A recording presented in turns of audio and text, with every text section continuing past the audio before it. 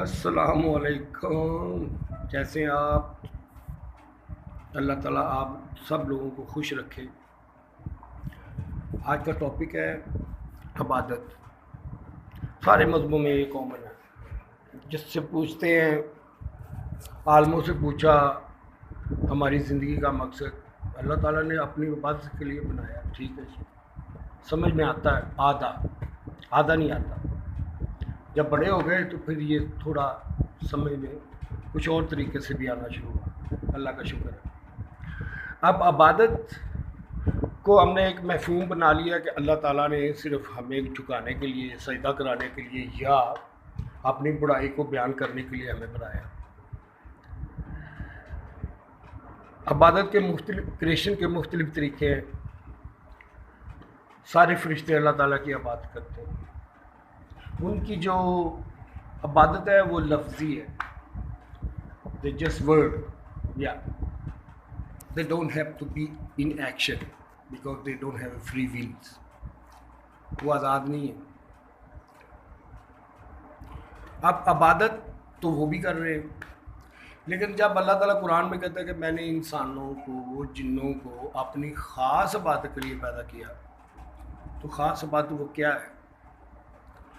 ہمیں بھی الفاظ ملے، الفاظ میں روشنی، اللہ تعالیٰ کے جتنے بھی الفاظ ہیں قرآن میں وہ لائٹ ہے، روشنی ہے، وہ ہمیں پتہ دیتے ہیں جس کے اوپر ہم نے چلنا ہے، پریکٹیکل ہونا ہے۔ جیسے ہم سورۃ فاتحہ میں نماز میں پڑھتے ہیں، اہدنا الصراط المستقیم، یا اللہ ہم کو سیدھا راستہ دکھا، تو اللہ تعالیٰ کیا کہتا ہے؟ نماز ختم کرو، مسجد سے باہر جاؤ، سیدھا راستہ اختیار کرو، ٹھیک ہے۔ اب جو میں نے وعدہ کیا اللہ تعالیٰ کے ساتھ، اس کو پورا کرنے کا وقت پریکٹیکل لائف میں آیا ہے، عملی لائف میں آیا ہے۔ اب میں مالک یوم الدین، ایاک نعبد و ایاک نستعین، اہدنا الصراط المستقیم، یہ جو دعا مانگ رہا ہوں بڑی اسٹرانگلی، اب اس کے اوپر چلنا بھی تو ہے نا، ٹھیک ہے۔ اور عبادات بھی جو دی گئی ہیں یہ اللہ تعالیٰ نے کو اپنے اللہ تعالیٰ کو نہ تو مال پہنچتا ہے تو نہ کسی کا کوئی احسان پہنچتا، وہ اس کے اوپر احسان کیا ہے کہ ہم ایک دوسرے کا خیال رکھیں۔ مثال کے طور پہ نماز دی گئی ہے، اس کے پیچھے ایک ریزن ہے۔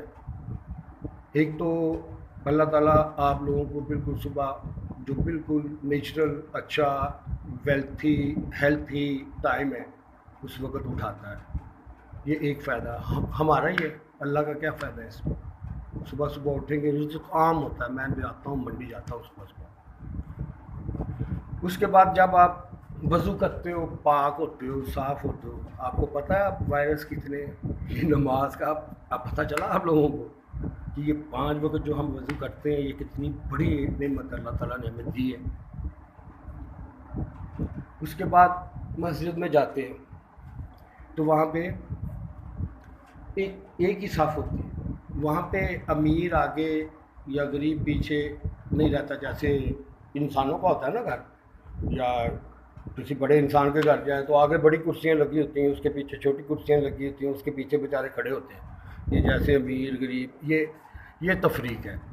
لیکن اللہ تعالیٰ مسجد میں کیا دکھاتا ہے؟ امیر غریب کالا گورا سب ایک برابر ہے، مساوات ہم کرتے ہیں، وہاں پہ کرتے ہیں۔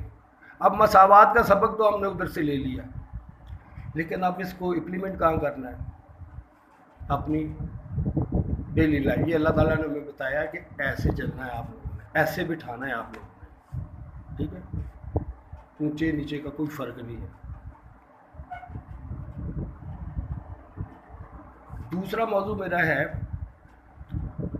کہ اللہ تعالیٰ نے کچھ غریب پیدا کیے ہیں، کچھ مسکین پیدا کیے ہیں، کچھ مزدور پیدا کیے ہیں، کچھ مزدور پیدا کیے ہیں۔ یہ طبقہ یہ اللہ تعالیٰ نے پیدا کیے ہیں، اور ان کے ڈی این اے میں یہ فکس ہے کہ یہ کبھی بھی امیر نہیں ہو سکتے، کیونکہ ان میں یہ سوچ نہیں آتی۔ کیونکہ اللہ تعالیٰ کو قرآن میں کہتا ہے کہ میرے ان لوگوں کا اتنا ہی خیال رکھو جن کو میں نے اتنی سمجھ بوجھ نہیں تھی جتنا تم لوگ اپنا اور اپنی فیملی کا رکھتے، ٹھیک ہے۔ تو اللہ تعالیٰ اگر سارے امیر ہی بنا دیتا تو دنیا کا نظام نہیں چل رہا تھا، تو اس کو غریب پیدا کرنے پڑے. اب جو ویلتھی لوگ ہیں، جو پیسے والے ہیں، اب اللہ تعالیٰ نے ان کے اوپر حق لگا دیا کہ ان کی دیکھ بھال آپ کے ذمے ہے. کیسے کرنی ہے؟ جیسے اپنے لیے سوچتا ہوں. اللہ تعالیٰ ہمیں اس کی بھی توفیق دے. اس کے بعد عبادت آ گئی. نماز میں ہم مساوات سیکھی اور وہاں پہ ہم میجورٹی میں آئے، ایک دوسرے کے ساتھ اکٹھے ہوئے. پتہ چلا کوئی بیمار ہے، پتہ چلا کوئی تنگ دست ہے تو اس کی مدد کی جائے. ٹھیک ہے، نہ کہ ان سے الٹا سو مکان لا لیا جائے. ہوتا ویسے یہی ہے. ٹھیک ہے، سوری ٹو سے یہ تھوڑا تھوڑا بتانا پڑتا ہے، کیونکہ کیا کریں، کوئی بتاتا ہی نہیں. اس کے بعد آپ نے نماز ختم کی ہے، یہ آپ نے وہ جو سبق لیے ہیں، ڈسپلن لیے ہیں، مساوات کا لیا ہے، اور وہ سب سے بڑا، اور میجورٹی میں آپ مکس ہوئے ہیں، تو وہاں پہ صلہ رحمی کا بھی ایک درس ہے. صلہ رحمی، ایک دوسرے کے ساتھ پیار محبت. اب اس میں اللہ تعالیٰ کے پاس کون سی چیز گئی ہے؟ یہ تو ہم آپس میں ایک دوسرے کا خیال رکھ رہے ہیں. اس کو اللہ تعالیٰ نے بات کہہ دی کہ یار تم ایک دوسرے کا خیال رکھو گے نا تو سمجھ لو یہ بھی میری عبادت ہے، اور یار تم اپنا ہی خیال رکھ لو گے نا صحیح طریقے سے تو یہ بھی میری عبادت کے درجے میں لکھ دوں گا. ویسے 100 میں سے 99% لوگ ایسے ہوتے ہیں جو اپنے آپ کا بھی صحیح خیال نہیں رکھ پاتے. چھوٹی ہے وہ اللہ کی رحمت ہوتی ہے کہ اللہ تعالیٰ بچا لیتا ہے کسی نہ کسی طریقے سے.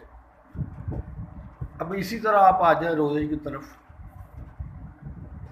اب اللہ تعالیٰ سارا سال کھلاتا ہے آپ کو، تو ایک مہینہ کیوں کہتا ہے آپ کو؟